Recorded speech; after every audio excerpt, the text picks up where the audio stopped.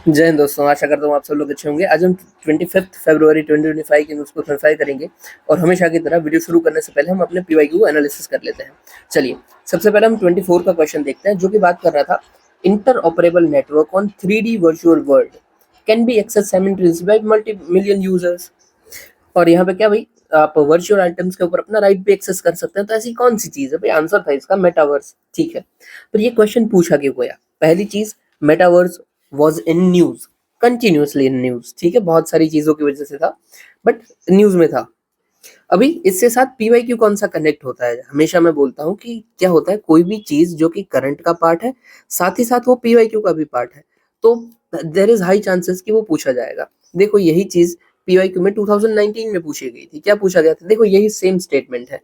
We are image generated from computer real life object, it closes world transport sorry transfers individual complete immersion experience. Same to same VR की बात चल रही है यहाँ पे भी हमारी वीआर की बात चल रही है। तो यही पहले चीज पूछी गई है कि हाँ भाई, वर्चुअल रियलिटी का चीज पूछी गई थी, और जो मेटावर्स है वो भी हमारी वर्चुअल रियलिटी की बात करता है, तो भाई पूछ लिया। ठीक है, अब कनेक्ट कर पा रहे हो कि क्यों पूछा है? देखो, इसका आंसर भी देख लेते हैं क्यों था आंसर। सबसे पहले स्टेटमेंट ही देखिए भाई, एआर जो है वो एनवायरमेंट में क्रिएट करता है, साइमल्टेनियस एनवायरमेंट क्रिएट करता है और फिजिकल वर्ल्ड से कंप्लीटली शट आउट कर देता है। नहीं, एआर ऐसा नहीं करता, ऐसा वीआर करता है। ठीक है, और वीआर क्या बोल रहा है कि generated for computer projected real life surrounding. नहीं, ये उल्टा सुल्टा बताया गया है। वीआर को एआर, एआर को वीआर, इसलिए पहले और दूसरे गलत है, और फर्स्ट और सेकंड गलत कर दो तो आप अपने आंसर पे आ जाते हो 3 और 4। और हाँ, 4 भी आना जरूरी है। देखो लिखा ना, closes the world and transposes individual providing complete immersion experience. हाँ, ये सब बहुत ही जनरल बात है कि हाँ भाई, ऐसा सब एक्सपीरियंस तो होता है। ठीक है, ओके, चलो नेक्स्ट क्वेश्चन देखो, यहाँ पे आ जाओ। 2014 का क्वेश्चन अगेन, प्रधानमंत्री सुरक्षित मातृत्व अभियान के ऊपर क्वेश्चन था, और कुछ ऐसा था कि भाई यहाँ पे छुट्टी बुट्टी मिलती है, ये वो हेल्थ केयर फैसिलिटीज की बात की जा रही है। कभी एंटीनेटल केयर सर्विसेज होती हो, प्रेगनेंसी पे दी जाती है, सेकंड थर्ड ट्राइमेस्टर्स होता है, वहां पे दी जाती है। ओके, वो जो भी हो, पर ये क्वेश्चन कहाँ से आया? तो देखो, ये सेम टू सेम चीज पीवाईक्यू का पार्ट थी, पर वहां पे पूछा गया था मैटरनिटी बेनिफिट एक्ट के बारे में, और यहाँ पे जैसे सर्विसेज की बात चल रही है, यहाँ पे हमारी बात चल रही थी छुट्टी के बारे में कि भाई पेड लीव दी जाती है कहाँ पे? तो भाई 3 मंथ्स प्री डिलीवरी और 3 मंथ्स पोस्ट डिलीवरी के दौरान। तो देखो, यहाँ पे जो पूछी गई है उसी के जैसी चीज यहाँ पे है, मतलब करंट अफेयर का पार्ट है, जो चीज पीवाईक्यू का भी पार्ट थी, तो सेम टू सेम पूछ लिया। दोनों चीजें बात किसकी कर रही है भाई? प्रेगनेंसी के दौरान गवर्नमेंट के तरफ से क्या क्या बेनिफिट्स मिलते हैं, उनकी बात की जा रही है। ठीक है, और भाई इसका भी आंसर क्या था कि हाँ भाई, पहला और दूसरा स्टेटमेंट हमारा गलत है, और तीसरा स्टेटमेंट सही है, और ये जनरल स्टेटमेंट है। अभी तो आपको सबको पता भी चल गया होगा, क्योंकि इतना फेमस है, हर कोई इसको एक्सपीरियंस भी करके बैठा होगा अपने अड़ोस पड़ोस घर में कहीं ना कहीं तो।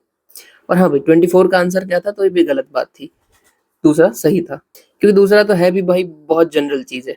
Private sector health care providers of certain specialist volunteer provide services at near by government health facilities. Yes भाई, क्यों नहीं करेंगे? क्योंकि बोला ही क्या गया है, कैन वॉल्यूंटियर, कि स्पेशलिस्ट कोई है तो वॉल्यूंटियर की तरह सर्विस प्रोवाइड कर सकता है। हाँ भाई, कर सकता है ना, कौन ही रोकेगा? अगर कोई चाहता है कि सर्विस प्रोवाइड करो तो करो।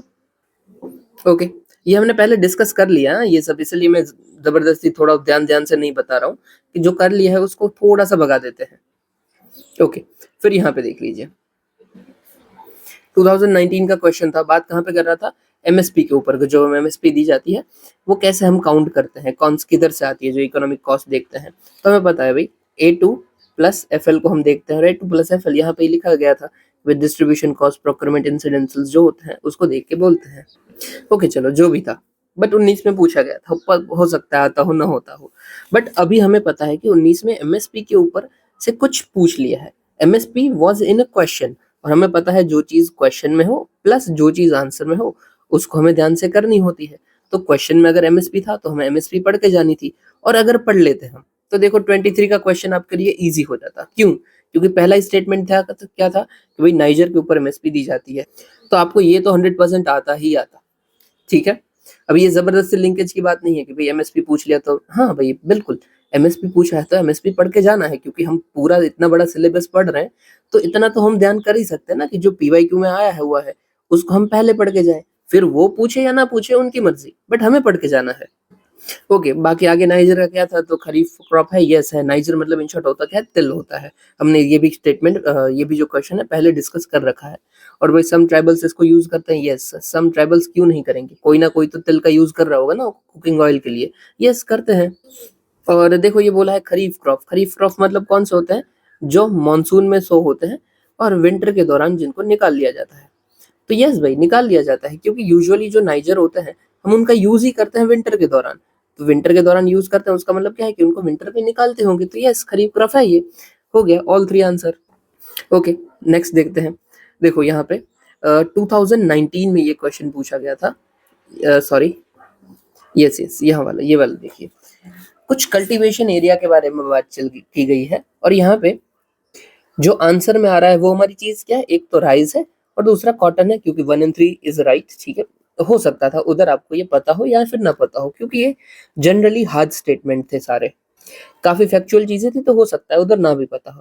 बट अभी हमें पता है, क्या पता है कि हाँ भाई पीवाईक्यू में इन लोगों ने कॉटन पूछ लिया था, शुगर केन पूछ लिया था और राइस पूछ लिया था। ठीक है, अभी देखो एक बार ये पूछ लिया ना, इसी से चलते यूपीएससी ने इसको रिपीट किया है। कैसे रिपीट किया है, जैसे 2021 या 2020 में पूछ लिया था कि डीएसआर ये किसकी टेक्निक है, मतलब क्यों, कौन सी सॉविंग की टेक्निक है, तो राइस सॉविंग की टेक्निक है। डीएसआर का मतलब भी क्या है, डायरेक्ट सीडिंग ऑफ राइस। ये डायरेक्ट क्वेश्चन पूछ लिया था कि भाई आप राइस पूछा गया था, राइस पढ़ के जाते, वो न्यूज में भी था तो आपको याद जाता। फिर कॉटन और शुगर केन के बारे में भी पूछ लिया था, जैसे देखो 21 में पूछ लिया था least crop efficient crop, sorry water efficient crop, ठीक है, लीस्ट शुगर केन। अब ये क्वेश्चन आया क्यों, क्योंकि 2019 में शुगर केन को पूछा गया था। तो हमारा ये फर्ज था ना पढ़ के जाते हैं, क्योंकि बहुत सारे क्रॉप होते हैं पढ़ने में, पर जो पीवाईक्यू में है उसको पहले पढ़ो। और अगर हम ऐसा करके जाते तो ये तो चलो वैसे भी पपलू क्वेश्चन था, ये कुछ भी नहीं पढ़ के जाते तो भी आ ही जाता। बट फिर भी सिर्फ मैं लिंकेज बता रहा हूँ। देखो फिर 2020 में पूछा गया था कॉटन के बारे में, और cotton was in answer, right. सिर्फ हम पढ़ जाते कि अच्छा कॉटन कल्टीवेशन के बारे में पूछा था, तो हम पढ़ लेते हैं कि कॉटन का कल्टीवेशन कैसे होता है, क्या क्या रिक्वायरमेंट होती है, तो ये इजीली हमें आ जाता। वैसे भी कॉटन का आ जाता है सबको, बट फिर भी आ जाता। और इतना ही नहीं है, देखो ये तो डायरेक्ट है, तीनों क्रॉप का मैंने करके दिखाया। ये इधर ना मैं राइस का क्वेश्चन डालना बस भूल गया, बट आया हुआ है, यकीन मानिए आप खुद सर्च कर लेना, डीएसआर टेक्निक पूछा गया है। फिर देखो ये जो एरिया पूछा गया था ना, यहाँ पे भी क्या पूछा गया था कि भाई इसका एरिया ज्यादा है, इसका कम है, ये वो वही देख के हुए 23 में क्वेश्चन आ गया। बट अभी क्वेश्चन पूरा का पूरा इंडिया के ऊपर पूछा जा रहा है, और सेम टाइप ऑफ क्वेश्चन है, पर चाइना से कंपैरिजन किया है। और ये क्वेश्चन देखो इजी था, लगने में काफी हार्ड होगा बट था बहुत इजी। मैं कंप्लीट आपको क्लियर करवा देता हूँ कैसे था। एरिया एरिया तो आपको लिंक हो गया कि हाँ भाई वो एरिया पूछा गया है। अभी देखो थर्ड स्टेटमेंट ध्यान से देखो, क्या पूछा गया है कि एवरेज प्रोडक्टिविटी जो है वो इंडियन एग्रीकल्चर की हायर है देन चाइना। अभी डेफिनेटली ये किसी को नहीं पता है, पर आप लिंक करिए, थोड़ा सा दिमाग लगाइए, लॉजिक, कि चाइना हमसे ज्यादा प्रोडक्टिविटी में आगे होगा या हम होंगे। चाइना हर चीजों में आगे चल रहा है, राइट। वो एक्सपोर्ट्स, उसका हर चीज में एक्सपोर्ट ज्यादा है। अगर एक्सपोर्ट ज्यादा है उसका मतलब क्या है, उसका प्रोडक्शन भी ज्यादा होगा, तो ही तो एक्सपोर्ट ज्यादा हो सकता है। तो जो प्रोडक्टिविटी पर हेक्टर होगी वो किसकी ज्यादा होगी, डेफिनेटली चाइना की ज्यादा होगी। तो यस ये स्टेटमेंट तो बिल्कुल सही था भाई। दूसरा स्टेटमेंट देखिए, ये वाला पहला देख लो, India has more arable area than China. मुझे बताइए इंडिया का एरिया ज्यादा है या फिर चाइना का एरिया ज्यादा है। सिर्फ एरिया किसका ज्यादा है, आपको कुछ भी नहीं पता एरेबल है या नहीं है, सिर्फ एरिया बताइए। तो एरिया चाइना का ज्यादा है, राइट। अभी मैं बोलूं चाइना दिमाग लगा के कुछ भी कर ले, तो वो कहीं पे खेती तो कर ही सकता है ना, कुछ भी खेती करे, चलो अपने प्लेट्यू पे भी खेती कर ले, पर कर तो सकता ही है। तो यस एरेबल एरिया तो उसके पास ज्यादा है। बात हमारी ये सही, सॉरी, ये सही हो गई कि हाँ चाइना के पास ज्यादा है। और यहाँ पे क्या पूछा है, इंडिया हैज मोर, नहीं भाई गलत बात। हमने देखा ना चाइना के पास ज्यादा है, क्योंकि वो कैसे भी खेती कर ले, एरिया तो चाइना के पास ज्यादा पड़ा हुआ है। ओके, अभी दूसरा स्टेटमेंट देखिए, ये थोड़ा सा ट्रिकी क्वेश्चन। देखो दो तो क्लियरली आपने गलत कर दिए थे अपने दिमाग से लॉजिक लगा के, तो हाँ आपका जो आंसर है वो ओनली 2 और ओनली 3 तो नहीं होगा। आंसर हो सकता है नन या फिर ओनली 1, दो में से डाउट है। चलो ठीक है, अभी दूसरे स्टेटमेंट में थोड़ा सा देखते हैं। पूछा क्या गया है कि proportion of irrigated area is more in India as compare to China. Irrigated मतलब कि जहां पे खेती चल रही है, मतलब जहां पे हम खेती कर रहे हैं, उसका एरिया इंडिया के पास प्रपोर्शन में ज्यादा है। मतलब कि समझ लीजिए कि ये हमारा इंडिया हो गया, और इंडिया के पास ये 100 एरिया है, ठीक है, और ये चाइना हो गया, चाइना के पास 200 एरिया है। अभी इस 100 एरिया में से कितने के ऊपर हम खेती कर रहे हैं? समझ लीजिए कि हम 50% में खेती कर रहे हैं, मतलब कि 50 एरिया में खेती कर रहे हैं, और चाइना समझ लीजिए हमसे ज्यादा में कर रहा है, 80 में कर रहा है। पर क्या उसका ये 50% है? नहीं, उसका तो ये 50 से भी कम है, अप्रोक्स 40% हो जाएगा। ठीक है, तो जो प्रपोर्शन है ना, वो इंडिया का ज्यादा है।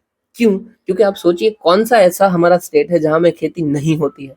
हर एक में खेती होती है, राइट? तो प्रपोर्शन में तो हम काफी आगे हैं। बट चाइना का आप देखिए तो चाइना का जो ना, ये ऐसा पूरा चाइना है, ठीक है, ये वाला एरिया है, यहाँ तो कुछ हो ही नहीं सकता है। यहाँ पे तिब्बत बिब्बत है, एकदम ठंडा रहता है, एकदम गर्म रहता है, तो यहाँ पे तो खेती हो ही नहीं सकती ना। आपको पता चल गया कि यस भाई, चाइना का आधा एरिया तो ऐसे ही बेकार पड़ा है, तो आधे में ही जो करता है वो करता है। तो और इंडिया इंडिया तो सब में करता है, तो proportion of irrigated area India में ज्यादा है।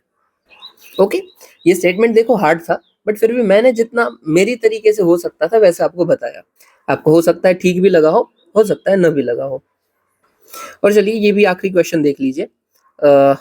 यस, यहाँ पे था, 2019 में पूछा गया था कि हाईएस्ट इंपोर्ट हमारा किस कहाँ से लास्ट 5 ईयर में 4 में से आया हुआ है। तो वो वेजिटेबल ऑयल के ऊपर क्वेश्चन था। और नीचे, अरे यार ये गलती से मैंने दूसरा क्वेश्चन डाल दिया है। इन शॉर्ट क्वेश्चन क्या था कि भाई लास्ट 4 ईयर में हमने कोई इंपोर्ट नहीं किया हुआ है।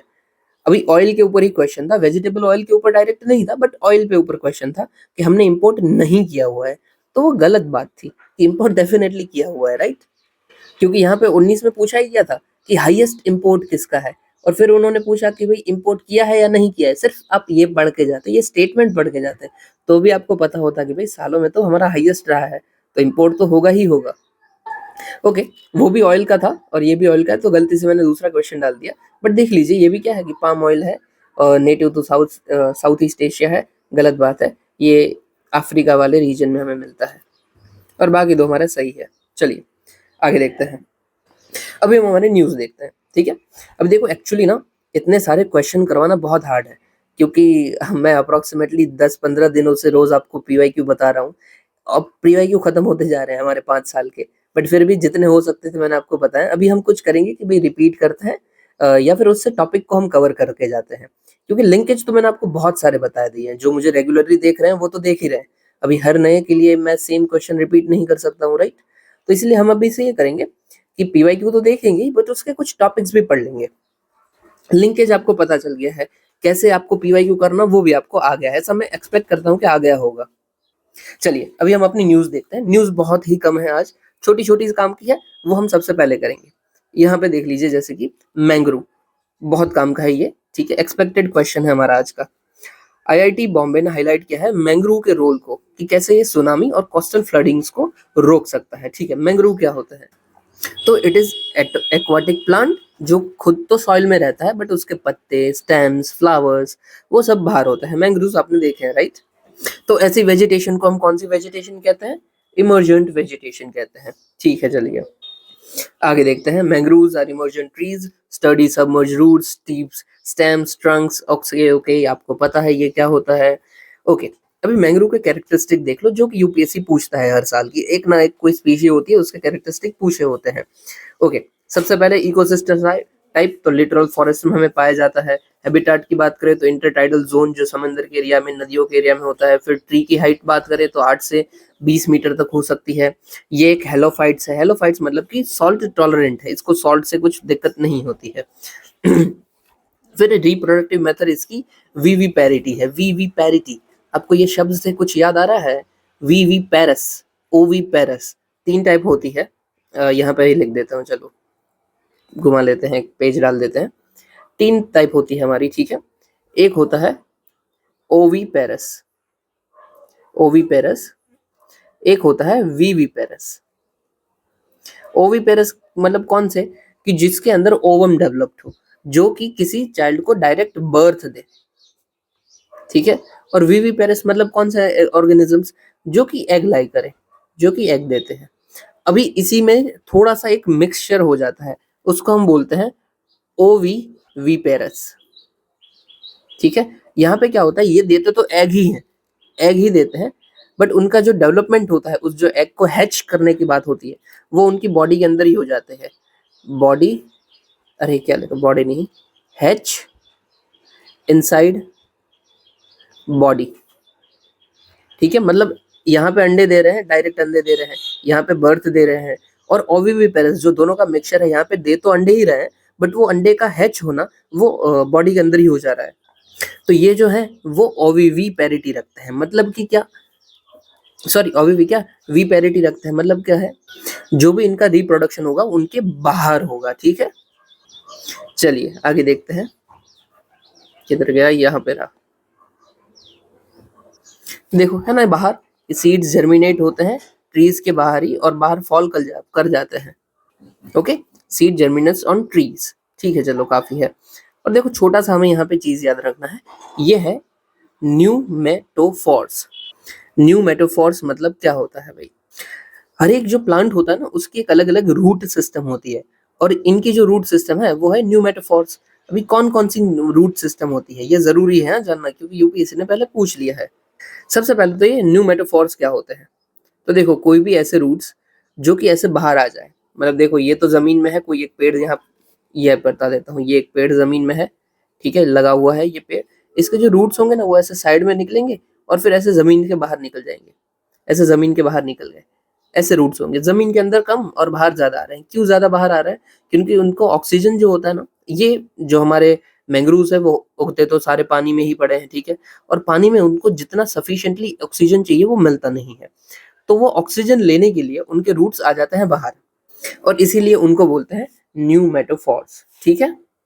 अभी देखो दूसरा भी इनका क्या नाम होना चाहिए, ये बाहर खुद आ रहे हैं तो इनको एरियल रूट्स भी बोलते हैं, क्योंकि हवा में बाहर आ जाते हैं, ठीक है। और ये जो इनके टिश्यूज हैं जो कि सांस लेने में इनको हेल्प करते हैं, ऑक्सीजन लेने में हेल्प करते हैं, उनका क्या नाम होता है, तो aerenchyma tissue, aerenchyma, aerenchyma, I don't know how to pronounce it, but फिर भी आप स्पेलिंग देख लो इसका, ठीक है, एरेंशिमा, ठीक है।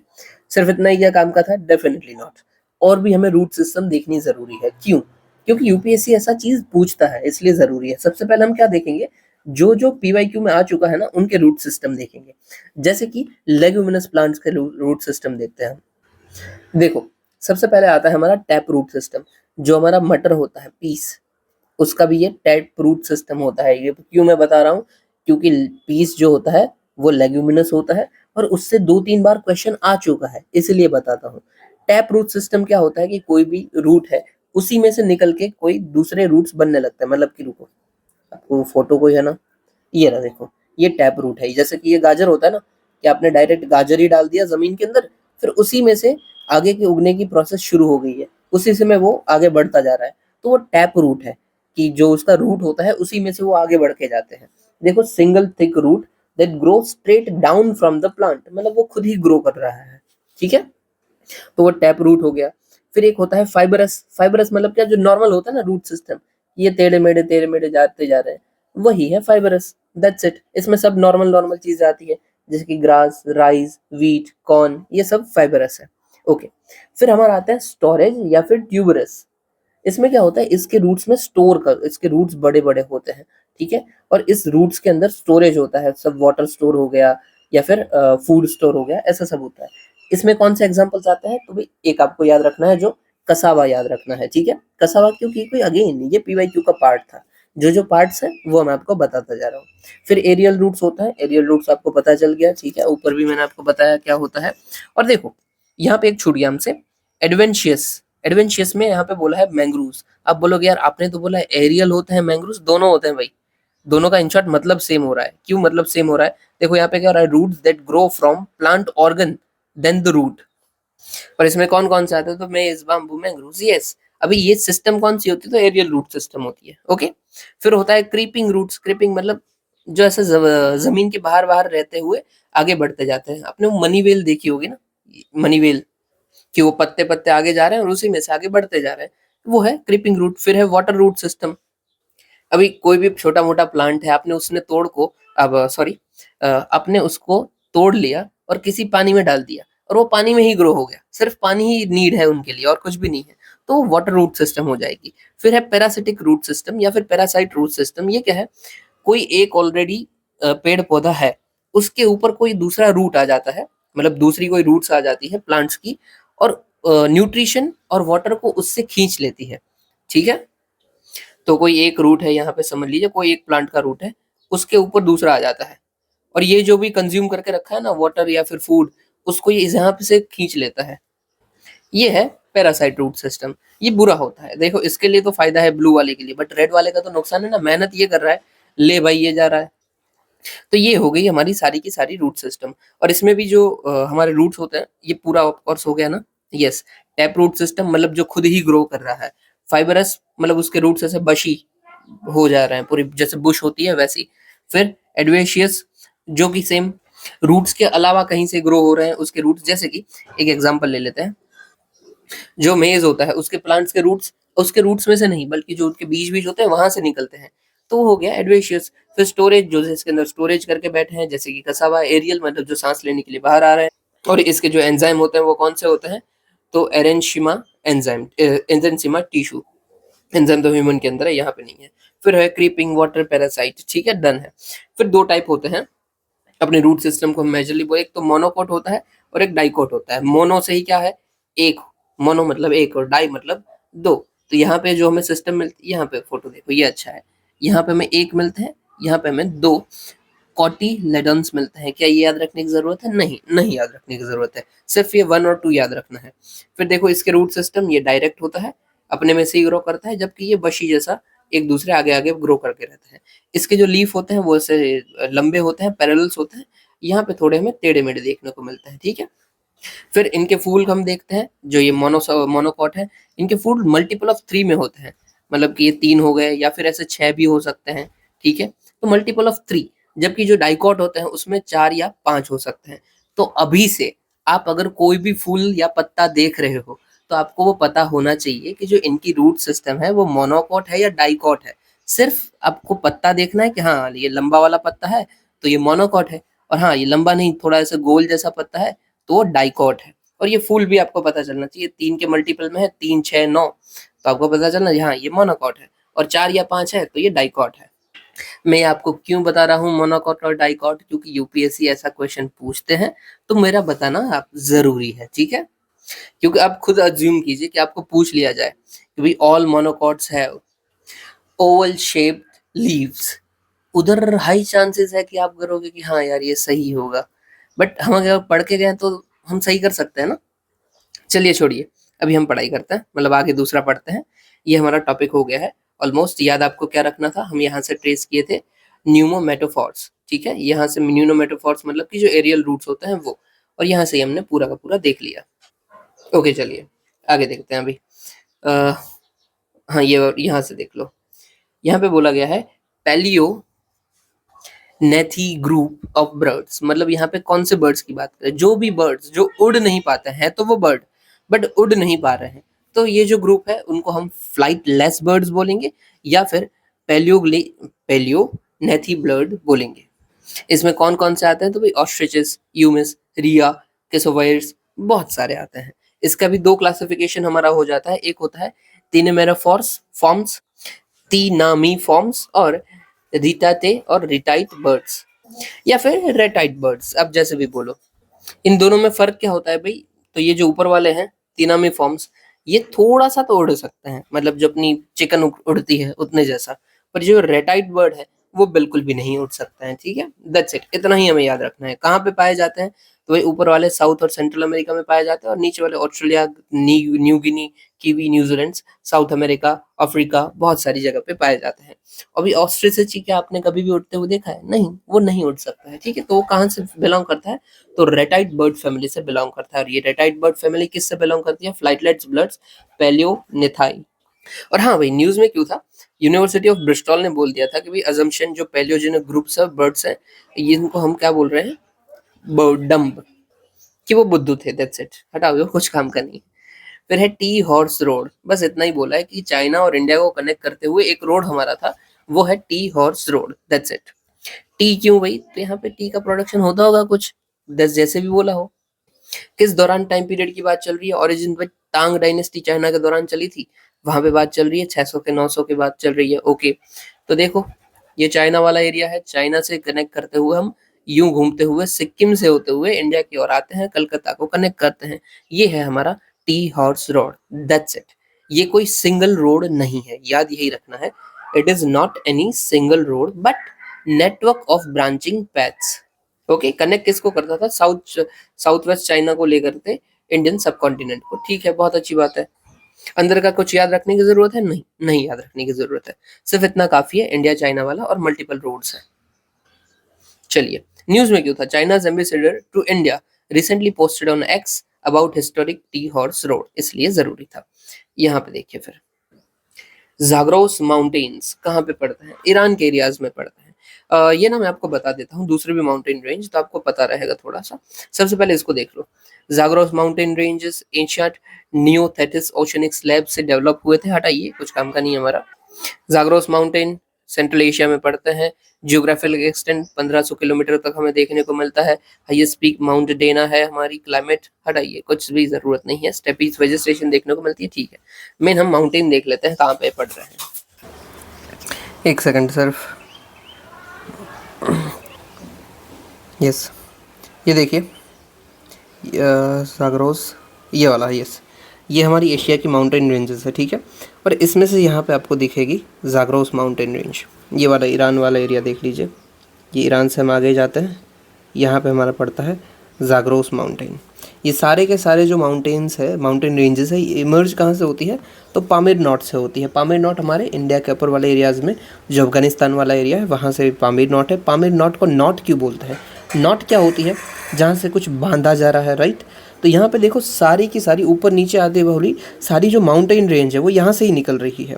जैसे कि यहाँ से हमारी काराकोरम है, यहाँ पे कुनलुन शान है, त्यान शान है, हिंदू कुश है, फिर यहाँ पे सुलेमानी रेंज है, फिर जाग्रोस इवन इधर का ही एक्सटेंशन होता है, इसीलिए इसको हम बोलते हैं पामीर नॉट। ठीक है, और यहाँ पे हमारा ये जाग्रोस माउंटेन, और हम नज़दीक से देखते हैं जाग्रोस को। ये देखिए, यहाँ पे अगेन जाग्रोस माउंटेन रेंज आपको दिख रही है, राइट।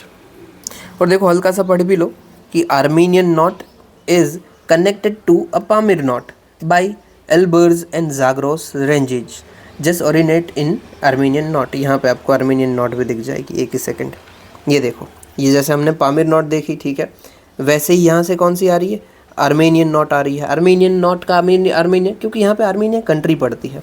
तो ये दोनों नॉट को जोड़ कौन रहा है? एक तो ये अल्बरस जोड़ रहा है और दूसरा ये जाग्रोस जोड़ रहा है। That's it. ठीक है, अभी आपको समझ लीजिए, क्वेश्चन आ जाता है कि Armenian not and Pamir not is connected by which of the following. तो आप क्या बोलोगे बीच में? आपको पता है, राइट, जाग्रोस और एल्बर्स।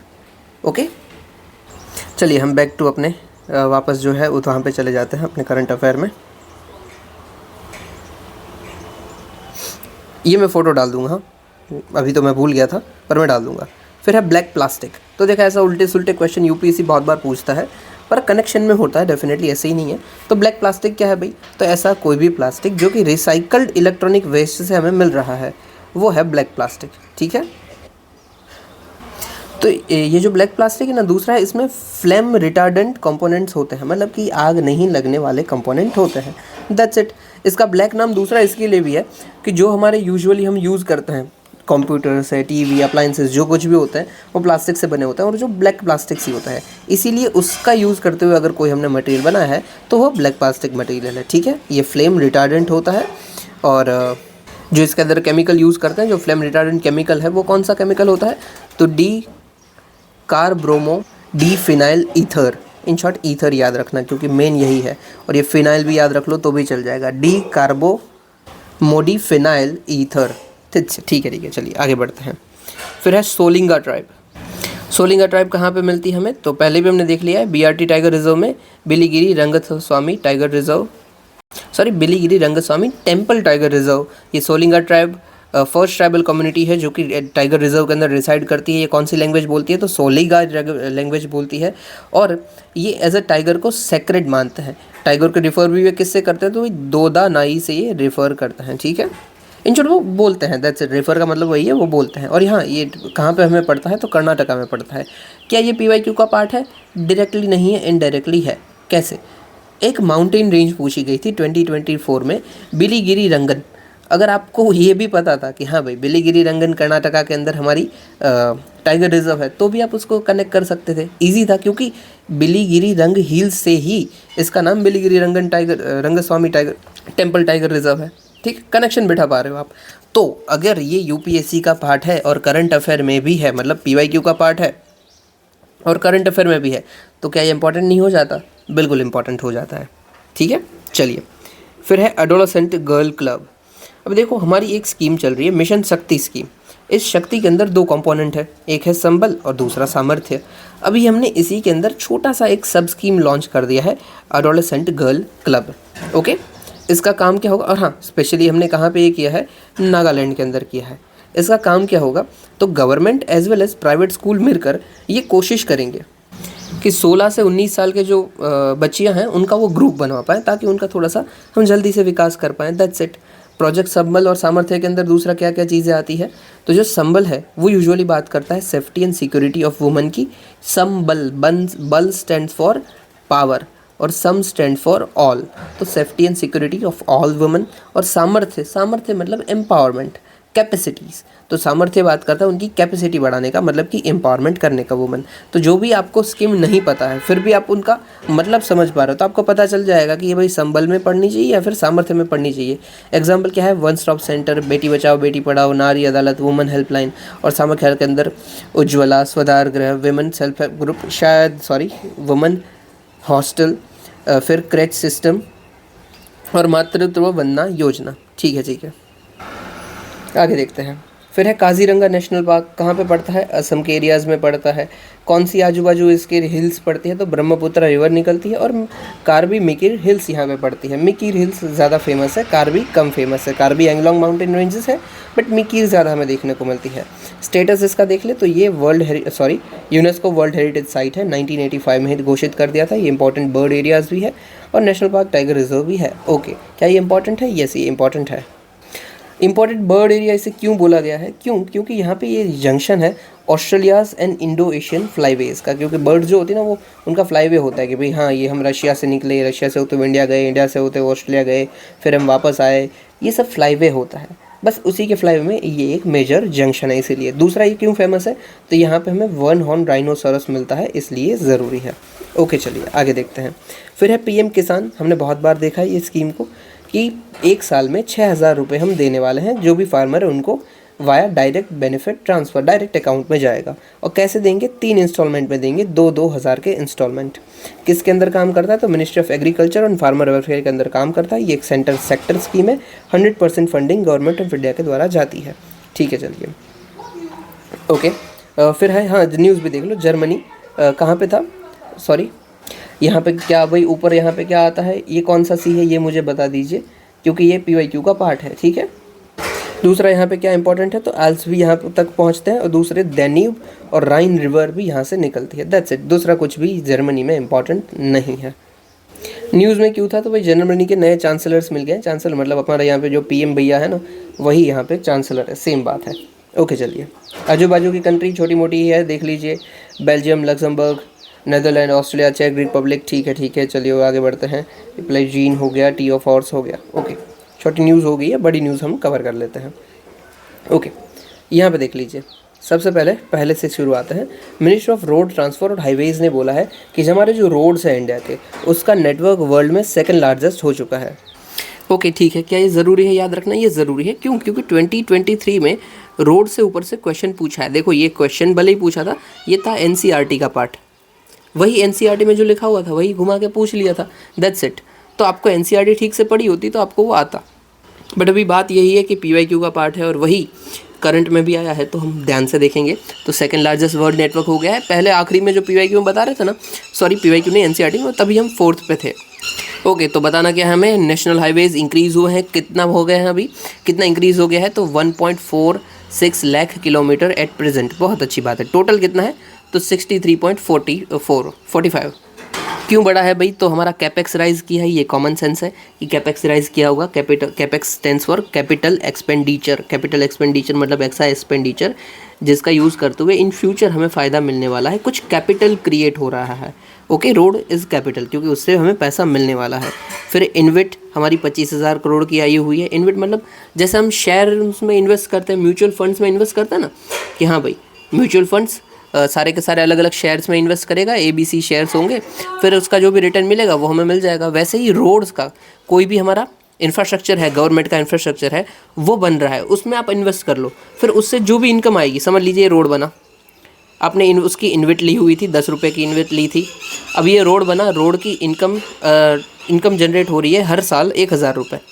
तो आपके पास उसकी एक इन्वेट है, तो आपको भी उसका रिटर्न मिलेगा कुछ ना कुछ, जैसे म्यूचुअल फंड में रिटर्न मिलता है, ठीक है। बट इन्वेट इंफ्रास्ट्रक्चर जो है उसके ऊपर मिलेगा। फिर स्टेट रोड ट्रांसपोर्ट अंडरटेकिंग है, वो भी हमारी जो लॉस कर रही थी उसमें भी इंक्रीज़ हुआ है। ध्यान देना है, लॉस जो है उसमें इंक्रीज़ हुआ है, दैट्स इट। तो अगर आपको पूछा जाता है कि इसने फ़ायदा किया है, नहीं, ये थोड़ा सा नुकसान में चला है। टेक्नोलॉजीज़ जो कि पूछी गई है, 2-3 बार पूछा गया है। जैसे कि पूछा था कि स्टील स्लैग यूज़ होता है कि नहीं, कॉपर स्लैग यूज़ होता है, नहीं, तो होता है। दूसरे कौन कौन से मटेरियल है जो यूज़ होंगे, तो बायो बेंडर्स जो हैं वो यूज़ होंगे। फिर ultra high performance fibre reinforce concrete है, वो भी यूज़ होगा। फिर असफाल्ट यूज़ होगा, यह है ग्रेफीन मॉडिफाइड असफाल्ट, मतलब कि क्या ग्रेफीन यूज़ होगा, यस होगा। फिर है रबराइज ब्यूटुमिन, तो यस ब्यूटुमिन होता भी है, वैसे भी आपको ये भी पता होना चाहिए रबराइज ब्यूटुमिन भी होगा। उधर कॉमन सेंस लगानी है, पॉसिबल है कि उधर आपको याद नहीं रहेगा। फिर है जियो सिंथेटिक्स, कोई भी मटेरियल है जैसे कि coir, jute, steel, iron, copper, zinc, bio bitumen, bio cement, recycle glass, aggregate, graphene, ये सब यूज़ हो जाएगा, ठीक है। चलिए, फिर है इंटरनेट शटडाउन। देखो कल ही मैंने आपको क्वेश्चन पूछा था और आज ये आ गया। इंटरनेट, राइट टू इंटरनेट हमारे कौन से आर्टिकल के अंदर आता है, फंडामेंटल राइट, तो आर्टिकल 19 क्लॉज 1 क्लॉज ए के अंदर आता है। साथ ही साथ आर्टिकल 21 के अंदर आता है right to life and liberty. कौन से जजमेंट में बोला गया है, तो वे अनुराधा बसीन में शायद बात की गई थी 19 क्लॉज 1 की। और फिर फ़हीमा शरीन जो केस आया 2019 में, वहाँ पे हमने बात की कि भाई जो right to education, sorry right to internet है, उसके थ्रू लोग एजुकेशन भी लेते हैं, इसीलिए right to access to internet is a part of right to education and right to privacy under article 21। तो आपको अगर एग्ज़ाम में पूछा जाता है तो आप टिक कौन सा करोगे, 21 करोगे, भले ही उधर 19 भी दे रखा हो, ठीक है, 21 ही मार्क करना है। बट हाँ, अगर 21 न दे रखा हो तो कौन सा मार्क करना है, 19 क्लॉज 1 क्लॉज ए, ठीक है। अभी क्यों न्यूज़ में था, क्योंकि देखो बहुत सारी जगह पे होता क्या है, जैसे ही कुछ हल्ला वुल्ला हुआ तो गवर्नमेंट ने क्या किया, उधर इंटरनेट बंद कर दिया ताकि और मामला बिगड़े नहीं। बट इससे हो क्या रहा है कि जो हल्ले में शामिल नहीं है, मतलब जो गुंडागर्दी लोग नहीं है, उनका भी नुकसान हो गया। समझ लीजिए कि मैं ही यूट्यूब का वीडियो बना रहा हूँ, आप यूट्यूब के वीडियोस देख रहे हो, दोनों पढ़ाई की बात कर रहे हैं, बट आपके एरिया में या फिर मेरे एरिया में इंटरनेट शट डाउन हो जाता है, तो हम क्या कर सकते हैं भाई, कुछ भी नहीं होगा। ना ही पढ़ाई हो सकती है, ना ही हमारा कोई बिजनेस है तो बिजनेस हो सकता है, ना ही मार्केट, मतलब आप कुछ भी नहीं कर सकते हो, इंटरनेट से चलती कोई भी चीज़ नहीं। तो मेरे तो राइट वायलेट हो गया ना, ये मेरी राइट टू लिबर्टी जो है वो नहीं हो पाई, इसलिए राइट टू लिबर्टी का वायलेशन होता है। इंडिया जो है वो रैंक अच्छी खासी आती है हमारे इस मामलों में। हम अभी के लिए सेकंड पे चल रहे हैं क्योंकि हमारे यहाँ पे 84 टाइम्स इंटरनेट शटडाउन्स हुए हैं। ओके ठीक है, बाकी ये डेटा आप याद रख सकते हो कि भाई as per recent report of किसी की भी रिपोर्ट लग रही, सिर्फ रिपोर्ट लिखिए, ये एक्सेस नाउ की रिपोर्ट इतनी कोई बड़ी नहीं होगी, बट भाई शटडाउन्स बड़े हैं, बस इतना आप रखिए, ठीक है। Affecting 16 states, okay okay. Legal provisions क्या है, देखो टेलीकम्युनिकेशन रूल्स 2024 बोलते हैं, या फिर टेलीकम्युनिकेशन एक्ट 2023 बोलता है कि इंटरनेट शटडाउन अगर आप कर रहे हो तो वो शटडाउन 15 दिन से ज़्यादा नहीं होना चाहिए, दैट्स इट। अभी आपको क्या पूछेंगे कि स्टेट चाहे उतने दिन का शटडाउन रख सकता है, नहीं रख सकता है, ठीक है, ओके। फिर कौन ये शटडाउन इशू कर सकता है, तो भाई अगर यूनियन की बात है तो हम सेक्रेटरी कर पाएंगे, और स्टेट की बात है तो उसके होम डिपार्टमेंट के सेक्रेटरी कर पाएंगे। इन शॉर्ट होम डिपार्टमेंट के सेक्रेटरी होने चाहिए। आर्टिकल 144 से सीआरपीसी के अंदर हम शटडाउन करते थे और रिस्ट्रिक्शंस लगाते थे लोगों के ऊपर, अभी चेंज हो गया, ये 163 हो गया एज़ पर BNSS भारतीय नागरिक सुरक्षा संहिता। और अनुराधा बसीन 2020 केस में हमने बोला है जो इंटरनेट शटडाउन है वो आर्बिट्ररी नहीं होना चाहिए, मतलब आपको लगे तभी आपको लगाना है कि हाँ भाई ज़रूरी हो गया तो ही लगाओ, और must be temporary, lawful, necessary and proportionate. Temporary तो हो ही गया क्योंकि टेलीकम्युनिकेशन एक्ट 2023 में ही 15 दिन बोला गया है। और इंटरनेट शटडाउन से नुकसान नहीं होता, डेफिनेटली होता है, अप्रॉक्सीमेटली 350 मिलियन का नुकसान 2024 में हो गया। फिर फंडामेंटल राइट का वायलेशन, अनुराधा बसीन केस हमने देख भी लिया, फिर फ़हीमा शरीन केस आर्टिकल 21 देख लिया, और आर्टिकल 19 क्लॉज 1 क्लॉज जी, मतलब कि राइट टू बिजनेस, अगर किसी का बिजनेस ऑनलाइन चल रहा है तो उसका भी नुकसान हो गया ना, तो वो भी वायलेशन हो सकता है, ठीक है। चलिए आगे देखो, ये वाली न्यूज़ देख लो भाई, आईलो की चीफ की रिपोर्ट आई है कि इंडिया में जितने भी लोग काम कर रहे हैं जो भी है उसमें से 49% सोशल प्रोटेक्शन के अंदर है। इससे पहले क्या था, सिर्फ 24% थे, 2021 का डेटा देखें, और अभी 49%, मतलब अप्रॉक्सीमेटली 50% आ चुका है। ये है क्या भाई, देखो होता क्या है कि अगर कोई भी पर्सन एक भी सोशल प्रोटेक्शन स्कीम का हिस्सा है तो उसको हम मानते हैं कि हाँ भाई ये सोशल प्रोटेक्शन के अंदर है हमारे, ठीक है। अभी ये आईलो का डेटा है तो मतलब डेफिनेटली किसकी बात कर रहा है, जो भी लोग वर्कर्स हैं उनकी बात कर रहा है। और ये कौन सी रिपोर्ट है, तो वर्ल्ड सोशल प्रोटेक्शन रिपोर्ट 2426। और सोशल प्रोटेक्शन में क्या क्या आएगा भाई, अनएम्प्लॉयबिलिटी, डिसेबिलिटी, या फिर आपकी कोई डेथ वेथ हो जाती है किसी की, तो जो भी चीज़ होती है वो सारे सोशल प्रोटेक्शन का बात होता है। ये सब जनरल चीज़ है, ठीक है, आपको पता भी होगी। सिग्निफिकेंस क्या है, तो इंक्लूसिविटी अच्छी होती है, क्लाइमेट से सामने अडेप्टेबिलिटी हमारी बढ़ती है, अडर्स में ग्रीनर जॉब्स क्रिएट होगी, सस्टेनेबल इकोनॉमिक प्रैक्टिसेस क्रिएट होगी, ठीक है ठीक है, ये सब फ्रेंड्स के लिए काम का नहीं है। एक और चीज़ क्या काम की है, तो भाई सोशल प्रोटेक्शन सेक्टर को हम देखें तो वुमेन जो है वो 26% है, जबकि मेन जो है वो 39% है। आपको ये स्टेटमेंट आ जाए कि भाई मेन ज़्यादा, वुमेन ज़्यादा सोशल प्रोटेक्शन का पार्ट है compare to men due to some social empowerment schemes of women, तो गलत कर देना, ठीक है, क्योंकि 26 कम है वो। जीडीपी का ये कितना हिस्सा स्पेंड करते हैं हम, तो 5% जितना स्पेंड करते हैं। ऑटोमेशन की बात करें तो ये आ ही रहा है, अप्रोक्सीमेटली डिसरप्ट करेगा ये 12 मिलियन जॉब्स को इन इंडिया बाय 2030।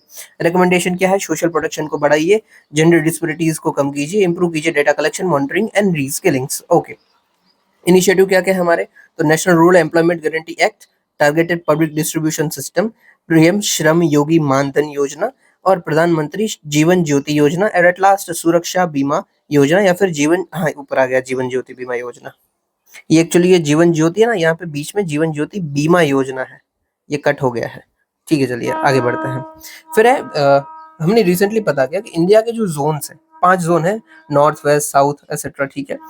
इस जोन में हमें डिस्पेरिटीज देखने को मिलती है कि पता क्या चला कि रिसेंटली जो वेस्टर्न जोन काउंसिल है वो तो बहुत अच्छा डेवलप कर रहा है भाई, जबकि इन कंपेयर में दूसरे हिस्से इतना डेवलप अच्छा नहीं कर रहे हैं, ठीक है। चलिए आगे देखते हैं, वेस्टर्न जोन में कौन कौन से हिस्से आते हैं हमारे, जोनल काउंसिल्स होती है हमारी, ठीक है। अभी नहीं पता ना आपको तो आप जाके पॉलिटिक्स में पढ़ लो, ये कायदे से हमें चैप्टर दे के रखा है तो पढ़ लेना, ठीक है। तो जो वेस्टर्न जोन काउंसिल है एज पर स्टेट रीऑर्गेनाइजेशन एक्ट, ये काफ़ी अच्छा परफॉर्म कर रही है, जैसे कि ये 25% ऑफ इंडिया की जीडीपी इधर से ही आ रही है, जबकि साउदर्न स्टेट्स जो साउदर्न रीजन है वहाँ का 30%, मतलब ये दोनों मिला के ही 55% हमारी जीडीपी कवर कर रहे हैं। मतलब इंडिया का जो ये हमारा हिस्सा है, वेस्टर्न हिस्सा, ठीक है, ये वेस्टर्न ब्लॉक, और ये साउथ वाला हिस्सा, ये मिला के ही हमारी 55% जीडीपी ले रहे हैं।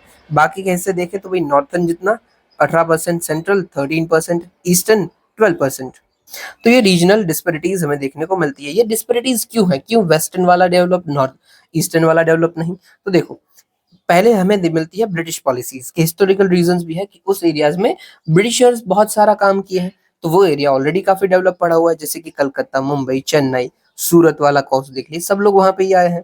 जियोग्राफिकल नॉर्थ ईस्टर्न वाला जो हमारा रीजन है और नॉर्दर्न रीजन है, वहाँ भी टोपोग्राफी बड़ी खराब है, हिमालयाज पड़े हुए हैं, लैंडस्लाइड्स होती रहती है, तो आप वहां पे काम करना थोड़ा सा रिस्की रहता है, तो इसलिए भी नुकसान होता है। इकोनॉमिक की बात करें तो टोपोग्राफी की वजह से भी ट्रांसपोर्ट भी स्लो हो जाता है, एक ये रीजन हो गया। पावर भी स्लो हो जाता है और टेक्नोलॉजी अडॉप्शन भी वहां पे हमें कंपैरेटिवली स्लो देखने को मिलता है when it comes to western region. और गवर्नेंस की बात करें तो अगर देखो पॉलिटिकल कंटिन्यूटी अगर रही भी कहीं पे, मतलब एग्जांपल दे रहा हूँ, गुजरात जो रीजन है वहां पे बहुत सालों से तकरीबन 20-30 साल से सिर्फ और सिर्फ एक ही पार्टी है, वही आ रही है। अगर एक ही पार्टी आती है ना तो उससे होता क्या है, जो पॉलिसी बनती है ना उसमें कंटिन्यूटी रहती है, और वो पॉलिसी अच्छी है और उसमें कंटिन्यूटी तो भाई कमाल ही हो गया, बुरी है और कंटिन्यूटी है तो बुरा हो गया, बट अच्छा रहता है, ठीक है। अभी पार्टी बदलती रहती है कि भाई पहले ए पार्टी आई, इन्होंने कुछ एबीसी काम किया, फिर बी पार्टी आई और जो भी पहले का काम था इन्होंने इसको खत्म कर दिया कि हट ये हम क्यों करेंगे, हम तो नया करेंगे भाई, तो इससे कंटिन्यूटी बनती है और रीजन इतना जल्दी डेवलप नहीं हो पाता है। ओके, एलिमिनेट रीजनल डिस्पेरिटीज को कैसे हम एलिमिनेट करते हैं, तो भाई एस्पिरेशन डिस्ट्रिक्ट प्रोग्राम लेके आए हैं, साथ ही साथ एस्पिरेशन ब्लॉक प्रोग्राम लेके आए हैं कि जो भी डिस्ट्रिक्ट्स है उनको बढ़ाते हैं। One nation one district, sorry one nation one district क्या, वन डिस्ट्रिक्ट वन प्रोडक्ट। फिर भी इंफ्रास्ट्रक्चर में national master plan, Bharatmala, Sagarmala, गति शक्ति योजना, फिर नेशनल पाइपलाइन, नीति आयोग के द्वारा कोऑपरेटिव और competitive federalism, development of fund for state government, जैसे कि भाई लोन लिंक्ड रिफॉर्म लेके आना, स्पेशल असिस्टेंस प्रोवाइड करना for capital investments etcetera. Okay, और एट लास्ट देखते हैं यूएनसीसीडी की भी रिपोर्ट आई थी कि कैसे लैंड रिस्टोरेशन जरूरी है इंटरनेशनल पीस और सिक्योरिटी के लिए, ठीक है। चलिए सबसे पहले लैंड डिग्रेडेशन होता क्या है, तो देखो कोई भी लैंड हमारा अच्छा खासा पड़ा हुआ है वो लैंड धीरे धीरे हमारा डिजर्ट में कन्वर्ट होता जाता है, मतलब ऐसे लैंड में कन्वर्ट होता है जिससे हमें कुछ भी रिटर्न नहीं मिलने वाला है, तो वो लैंड डिग्रेडेशन होता है। दूसरा क्या है, ये कैसे जुड़ा हुआ है ग्लोबल कॉन्फ्लिक्ट्स के साथ। तो भाई कोई भी एरिया है, वहां पे कॉन्फ्लिक्ट चल रही है, तो उस एरिया में ज्यादा चांस है ना कि भाई स्मगलिंग होगी, ह्यूमन ट्रैफिकिंग होगी। तो वो जो एरिया होगा, सॉरी, कोई एरिया में ज्यादा लैंड डिग्रेड हो रहा है, ठीक है, ऑलरेडी वहां पे एरिया तो कॉन्फ्लिक्ट में ही है, और उधर भी लैंड डिग्रेड हो रहा है, लोग एग्रीकल्चर नहीं कर पा रहे हैं, कुछ अपना काम धंधा नहीं कर पा रहे, तो क्या करेंगे, क्राइम करेंगे। तो वो हमें देखने को मिलता है भाई, food insecurity, yes, inflation rise कर रहा है, क्रॉप फेलियर्स होते जा रहे हैं, क्योंकि लैंड डिग्रेड हो रहा है, तो लोग अगेन क्या करेंगे, फूड इनसिक्योरिटी बढ़ेगी, अगेन क्राइम की ओर जाएंगे, या फिर अपने खाने पीने के लिए उनको भीख मांगनी पड़ेगी, एक जगह से दूसरी जगह जाना पड़ेगा, माइग्रेट करना पड़ेगा, ये वाला माइग्रेट का पॉइंट हो गया, माइग्रेट करना पड़ेगा। और क्या चेंज होगा, जो पैसे वाले हैं वो तो बहुत पैसे वाले हैं, उनको तो कोई फर्क नहीं पड़ रहा है, जो गरीब है वो और गरीब होते जा रहे हैं, तो जो माइनॉरिटी और वल्नरेबल ग्रुप है उनको ज्यादा इम्पैक्ट पड़ता है। गवर्नेंस में भी इशू देखे तो अगर ऑलरेडी कॉन्फ्लिक्ट चल रही है, कोई एरिया में है, मतलब रीजन ऑलरेडी बकवास चल रहा है, उधर भी लैंड डिग्रेड हो रहा है, मतलब पैसा भी आपका जा रहा है, तो आजू बाजू की जो कंट्रीज होगी ना उसके साथ आप कॉन्फ्लिक्ट में आ जाओगे। कैसे, ये मेरा रीजन है, ठीक है, रुको फिर से बनाता हूँ, यहाँ पे देख लो, ये मेरा रीजन है, यहाँ पे ना लैंड डिग्रेडेशन हो रहा है, मतलब मेरा जो एग्रीकल्चर लैंड था वो तो चला गया, तो अभी मैं क्या चाहूंगा कि इस एरिया में मैं खेती करता हूँ, वो चलाता हूँ, और ये एरिया मैं चाहूंगा कि इसको एक्सपेंड करते हैं इस तरफ, पर ये दूसरी कंट्री का एरिया है, तो ये कंट्री के साथ कॉन्फ्लिक्ट बढ़ जाएगा। ऐसा हमें देखने को भी मिलता है कि होता है, अलग अलग ग्रुप्स लड़ते रहते हैं, जैसे कि ब्राजील, पेरू, कोलंबिया में ये सब चीज देखने को मिलती है। ठीक है, चलिए, कैसे हम क्या क्या कर सकते हैं भाई, टेक्निकल और साइंटिफिक कोलैबोरेशन लेके आइए एक दूसरे कंट्री के साथ, और मल्टीलेटरल डायलॉग्स बनाइए, ट्रांस बाउंड्री गवर्नेंस मैकेनिज्म लाइए, सेंसिटिव अप्रोच लाइए, लैंड रिस्टोर कीजिए, कैपेसिटी बिल्डिंग कीजिए अलग अलग पार्टीज की। ठीक है, सब बकवास है। प्रीलिम्स में क्या काम आ सकता है, तो यूएन पीस बिल्डिंग फंड किसके लिए काम करता है, तो लैंड डिग्रेडेशन को रोकने के लिए, साथ ही साथ cross border programming for explicit efforts to expand cross border programming. ठीक है, चलिए, फिर है पीस फॉरेस्ट इनिशिएटिव, किसके, forest, peace same to same है, तो ये अगेन कॉम्बैट डिजर्टिफिकेशन की बात करता है, क्योंकि ये यूएनसीसीडी के अंदर ही काम करता है। ठीक है, पर कौन से एरिया में पीस लाना है ना, तो उस एरिया में कॉन्फ्लिक्ट चल रहा होगा तभी तो पीस लाएंगे, तो भाई कॉन्फ्लिक्ट अफेक्टेड एरियाज में। ठीक है, फिर है carbon market mechanism, vertical climate funds, etcetera. Main तो हमें यही दो याद रखने हैं, पीस बिल्डिंग फंड और peace forest initiative, that's it. और ये किसका है, तो ये यूएनसीसीडी का, ये यूएन पीस बिल्डिंग है। Okay, so that's it for today. इतना सुनने के लिए आपका शुक्रिया, जय हिंद।